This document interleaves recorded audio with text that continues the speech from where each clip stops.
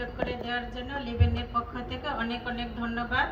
আশা নয় বিশ্বাস সবাই ভালো আছেন, আলহামদুলিল্লাহ আমিও ভালো আছি।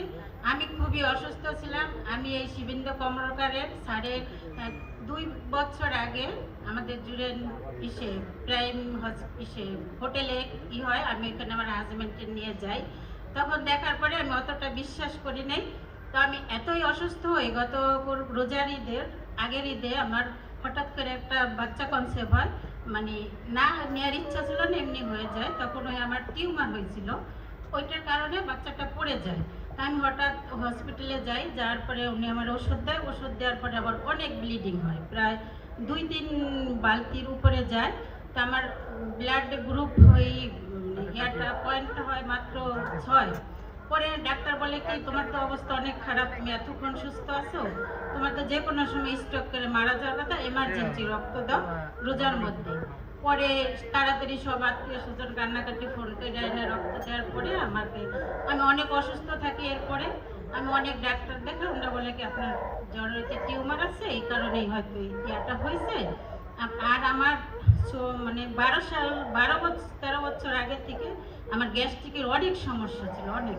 মানে আমি রাত ধরেন হঠাৎ একজনের সাথে কথা বলতেছি, ফোনটা রেখে দিলাম, আমার হঠাৎ গ্যাস প্রেশার বাইরে আমি অসুস্থ হয়ে যাই, মানে ইঞ্জেকশন দেওয়া লাগে এবং অজ্ঞান হয়ে যায়, প্রেশার কমে যায় বাইরে যায়, ডায়াবেটিক্স কমে যায় আর গ্যাস্ট্রিক বাইরে যায়, সাথে সাথে ইঞ্জেকশন দেওয়া লাগে। আমার হাজব্যান্ড ছেলেরা দুইজনেই মানে হসপিটালে নেওয়া লাগে, না পাশের ফার্মেসি ডাক্তার এনে দেওয়া লাগে। এত অসুস্থ হই, মানে ওরা দেখা যায় সবাই ঘুমায় থাকতো, আমি 2-3টা ঘুমিয়ে ওষুধ আস্তে আস্তে ঘুমিয়ে আমার বাসার সামনে আবার আমার দোকান আছে বিক্রমপুর প্লাজারে, আমরা হাজব্যান্ড দুজনে ব্যবসা করি। ওনার কাছে আমি প্রায় যাইতাম, আপা আমার তো এই সমস্যা, আপা কয় কিন্তু আপনি চলেন ওই সেমিনারে আবার একটু দেখেন। ওই দিন যে গেছিলাম ওনারাও ছিল, পরে আমি যে দেখি ওনারা 2জন, পরে কয় আমাকে চলেন। পরে আমি এই সেমিনারটা দেখে আবার যে ভাইয়া কোথায় যাবি, এটা মালিবাগ সেমিনার দেখার পরে আমি তারপরে ওষুধটা খাই না, কারণ টাকাটার অ্যামাউন্ট একটু বেশি, তো মানে এত টাকার ওষুধ খাবো এটা আমার খুব মানে ভাবতাম না, এত টাকার ওষুধ খাবো না।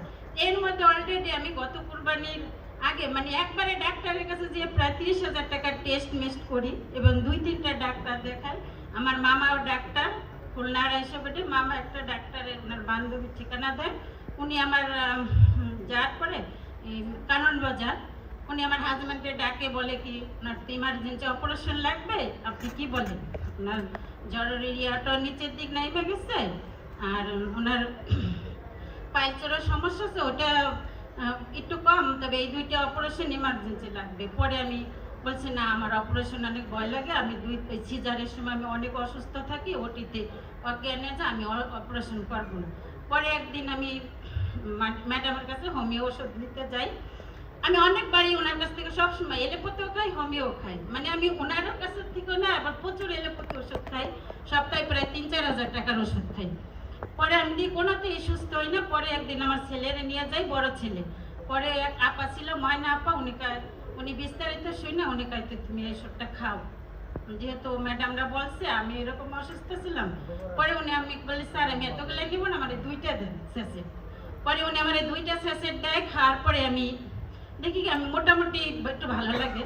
পরে ওনার কাছে যাই, পরে কি ওষুধের দাম তো বেশি আপা, আমি এত হয়, তাহলে আপনি একটা কাজ করেন, আপনি একটা নেন সুপ্রিম বা প্রায় নেন প্লাটিনাম। আমি বলছি না এত টাকা তো নাই, তাহলে আপনি আমার একটা প্লাটিনামই দেন। পরে আমি ওষুধগুলো খাই, আলহামদুলিল্লাহ।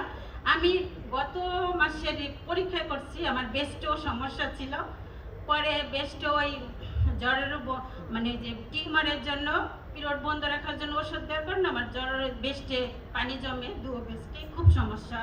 পরে আমি যে টেস্ট করি, পরে ইদানিং আমি এই যে গত কুরবানির 1 সপ্তাহ আগে সব টেস্ট করছি, বলছে আলহামদুলিল্লাহ আপনার কোনো সমস্যা নেই, আপনি পুরাই সুস্থ আলহামদুলিল্লাহ। শোনেন আপনারা, এটা আমি বলার জন্য আসি না, বাস্তব অভিজ্ঞতা থেকে, এবং আমি নিজে আমি বয়স হিসেবে অনেক অসুস্থ ছিলাম।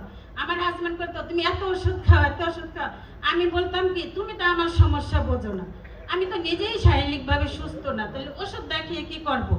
আলহামদুলিল্লাহ এই ওষুধগুলো খাই। আমি আগে আমার বুয়া সব কাজ করে দিত, আমি গত 2 মাস ধরে আমার বুয়াও নাই, আমি একাই সব কাজ করি। এবং আমার একটা দোকান আছে,